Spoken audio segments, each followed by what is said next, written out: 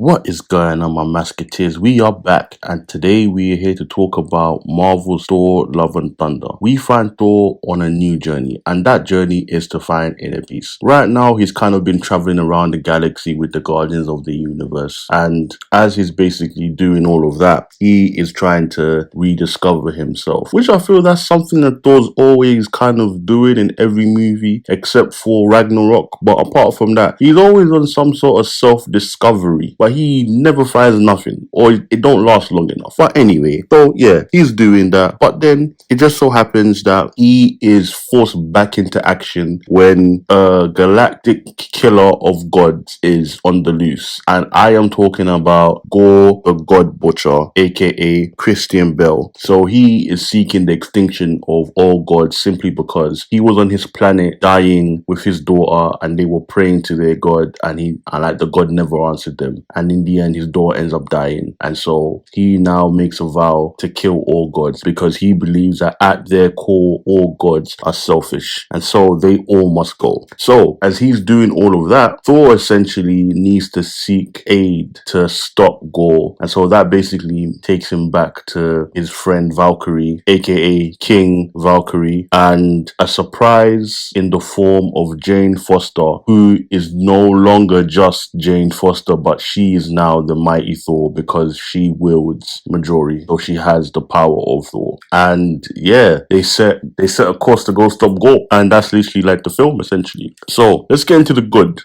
Here's the thing. I feel when it comes to the acting, it's a mixed bag for me. I don't really know if I can even say like there's a lot good about this movie. The one thing which I will say, like the only good, like the quote unquote highlight, is the fact that Chris Hemsworth is having fun in the role. And I feel like he's been doing Thor for so long that it just comes naturally to him. So when it comes to the performances, Chris can kind of give you every and any emotion that Thor needs, because he can give you the comedy, he can give you the serious, and he can kind of give you like the playfulness. So I would say like that is like the best part of the movie for me. It's Chris. And I will say it's weird. Visually, again, it's a bit all over the place. But there is one particular scene which I really did like. When they went to the quote unquote negative zone to go fight Gore. I'm skipping ahead, but this is the only good thing which I can think of in the movie. But when they go to fight Gore in the negative zone or the dark world, whatever the hell it's called, right? There's a scene where they're fighting Gore on a moon, and Gore basically unleashes these massive shadow beasts. And when I tell you, like, the fight with the shadow beast looked so cool, but then at the same time it looked janky. It's weird because it felt like they kind of were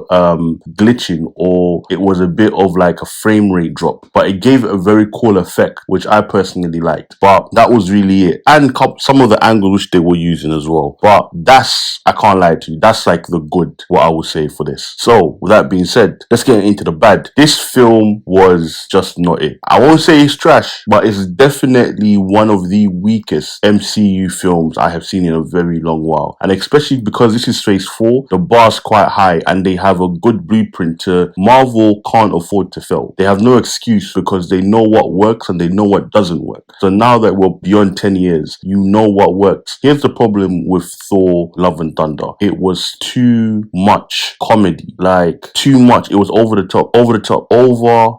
Tika, allow it. Or Taika or T-E? No. Here's the thing. It worked well in Ragnarok because I feel like it was like a buddy cop kind of situation where he had more things to bounce off and it wasn't too much in your face. Whereas here, it's like he has turned it up so high that it just doesn't make any sense. A lot of things happen which were meant to be serious, but because the tone shift, you couldn't place it. You couldn't even take the serious thing serious, and they just didn't really hit because something had to be silly like right after. There was no moments where it could just breathe and you could really take in like the fullness of the weight of what's happening. And then certain things that were supposed to be serious were just played off as a joke, so you didn't really know what to take serious or what not to take serious because even the film wasn't too sure. And that's the problem. None of the jokes were funny. No joke in there did I actually feel was funny. Thor got some goats. The first time when the goats were doing the screaming, I found it funny the first 2 times. But when they kept doing the screaming, it just became annoying. And that's the thing. There is nothing in this film that made me think to myself, I can understand why Thor Thor got a fourth movie. This movie is not justified for no reason. The saddest part is Christian Bale, aka Gore, was wasted here. And some people have said that he was the best part of the film. He wasn't for me. He was so forgettable. And that's not even his fault. It's because his tone didn't match the tone of the film. I felt like if he had a chance to basically do more, and if they showed him doing more, or if this movie had a different film, a different outlook and different tone, I feel like he would have been amazing. He just kind of felt like a galactic Joker, but he didn't really get to show you what he had. So his motivations in the beginning, they were understandable, but then even like the Necro sword, they don't even give you like a history or how the sword works or how it came to be. And it was so lackluster.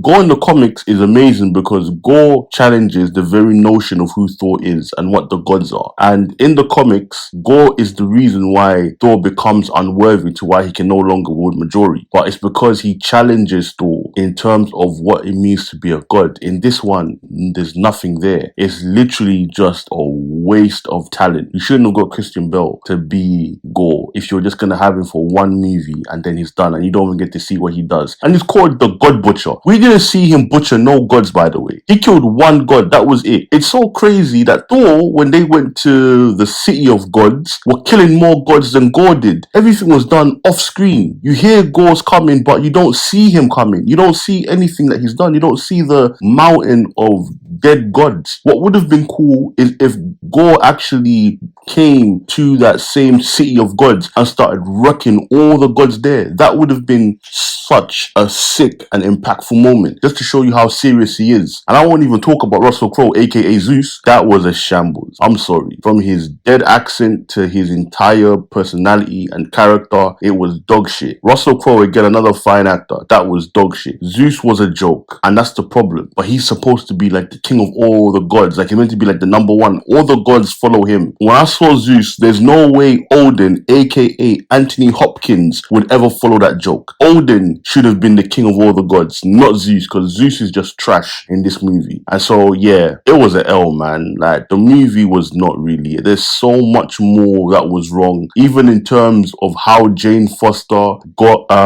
ownership of Majori didn't make any sense, because technically Majori wasn't even fixed. It just put itself back together, and it can now like separate into shards and come back together. So why the hell did Thor go and make Stormbreaker if Majori's still working? It literally can reassemble itself. Why would he need to go make another weapon if Majori could always do that? So yeah, even that was dumb. And even towards the end, when basically Thor gives like the kids his powers for a short time, I had no idea that Thor could do that. That would have come very much in handy during flipping Infinity War if he could bestow his power to other people, literally. But again, another power that's not even explained, and it's like so much in this film is just just go with it. But the problem is, when the story is trash, it's very hard to just go with it. And this film was just made for kids, but it is not even done in a tasteful way. It's just trash to me. It's probably like the weakest MCU movie I've seen, probably like in the last 5 years.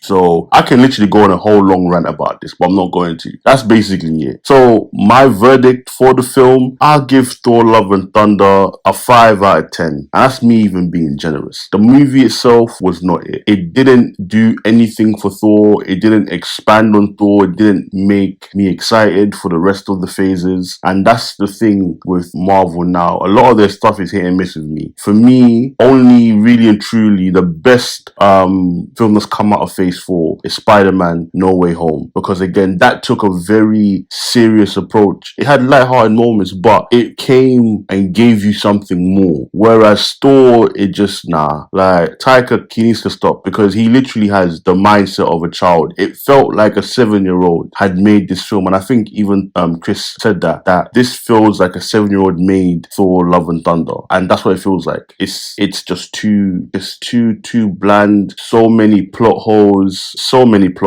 But with all of that being said, it's a no from me. Those are my thoughts and my opinions. Tell me what you thought. If you watched the film, did you like it? If you did like it, tell me the reasons why. Go off in the comments, and yes, I will see you next time. Peace.